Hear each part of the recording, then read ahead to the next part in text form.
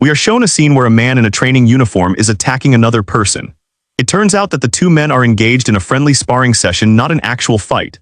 Around them, there are other people watching, clearly impressed by the display of skill. The sparring appears to be a friendly match, and after some intense back and forth, they finally reach the end of their session, completing the training session or match. The moment emphasizes the competitive but supportive atmosphere, where the participants and onlookers acknowledge the effort and skill involved in the sparring. It sets the tone for the camaraderie and respect among those who train or compete together. It turned out to be Mr. Song, a skilled and experienced fighter, engaged in a sparring match with his apprentice. After the match, his apprentice praises him, acknowledging that Mr. Song is as skillful as ever. However, Mr. Song notices that his apprentice isn't fighting with full strength. His apprentice admits that he couldn't fight at his full potential as he has lost his left arm. Mr. Song, undeterred by this admission, tells his apprentice to ignore his injury and fight him with full force. Before they continue, Mr. Song receives an emergency call from the Hunters Association. The situation takes a shift, as his student asks him if he's serious about postponing his retirement, implying that Mr. Song had previously considered retiring. Mr. Song's response shows that he wasn't planning to retire anytime soon. He expresses his desire to spend the rest of his life being useful to the world, indicating that he still feels a sense of duty and purpose as a hunter. This scene adds a layer of mystery, as it seems unusual that an S-rank hunter like Mr. Song is being trained by a low-ranked hunter. This dynamic between the two suggests that Mr. Song may have an even deeper role in the story than initially apparent. As Mr. Song heads to yet another D-rank dungeon raid, his mind drifts to thoughts about his awakening as a mage hunter instead of a sword hunter.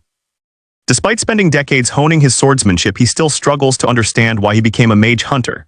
His musings are interrupted when he spots a familiar silhouette, none other than Hunter Sung Jin-Woo, the hunter he last encountered in the double dungeon. Hunter Sung Jin-Woo immediately recognizes Mr. Song, but at first Mr. Song doesn't recognize him. He's confused by how much Sung Jin-Woo has changed in such a short time. Mr. Song recalls that in the double dungeon Sung Jin-Woo had lost his right leg.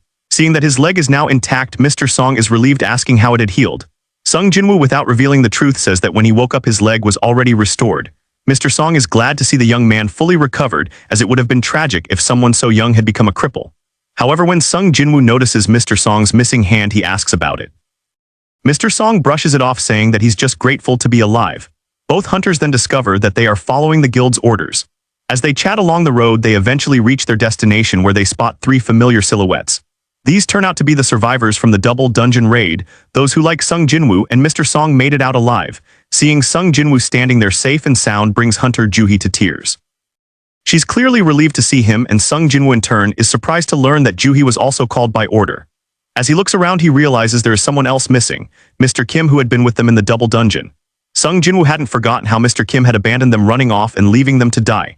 Despite his anger, Mr. Song reminds himself that it's not his place to judge Mr. Kim, as he too had left Hunter Sung Jin-Woo to die in that moment. The group shares their memories of the monsters they faced in the dungeon, and it's clear that they are the only 5 survivors of that fateful raid. Joo-hee is still in disbelief, seeing Sung Jin-Woo in front of her, and she can't believe how much he has changed. Sung Jin-Woo, with a smile, reassures her that he is just a little late to meet her. She had been looking for him all this time, and now by sheer coincidence they meet again before the D-rank dungeon raid. She's especially surprised to see that he's walking with both legs intact. Before Sung Jin-Woo can explain himself, he's interrupted, setting the stage for further revelations about his recovery and the strange circumstances surrounding his sudden change. The conversation between Hunter Sung Jin-Woo, Hunter Joo-hee, and the other survivors is abruptly interrupted by 3 men in handcuffs, clearly criminals. One of the criminals, as they pass by Hunter Sung and Joo-hee, taunts them, suggesting they look like they're about to star in a romance series. This comment causes a stir among the group, and one of the hunters from the game warden department, Hunter Kang Tae-shik, a B-rank hunter, tells the criminals to shut up and stand still. As the criminals continue to be led past, Joo-hee, one of them, makes another crude remark, telling her to take care of them during the raid. This behavior does not sit well with the members of the raid party, especially Hunter Sung Jin-Woo, who feels a sense of resentment and unease about being associated with these criminals. Soon after, another hunter from the surveillance department arrives to inform the group that these criminals, who were once hunters themselves, will be accompanying them into the dungeon. The surveillance hunter explains that it's common for criminals to shorten their sentences by participating in dungeon raids, and apologizes for the necessity of this arrangement due to the shortage of available hunters. Hunter Sung Jin-Woo, feeling that something is off, expresses his discomfort with the idea of going on the raid with these criminals. Joo-hee, noticing his unease, asks him if he will still go through with the raid. In return, Hunter Sung Jin-Woo gives her a stern response indicating his unwillingness to be part of such a raid. Mr. Song, who overhears this exchange, is also troubled by the situation. He can't believe that the Oversight Division would allow criminals to be part of the raid. This further deepens the tension and unease among the group. The remaining 2 squad members, also survivors of the double dungeon raid, share similar concerns. As they prepare to move forward, Mr. Song and the others are left wondering about the dangerous implications of involving these criminals in their raid, and whether this decision will lead to further complications down the road.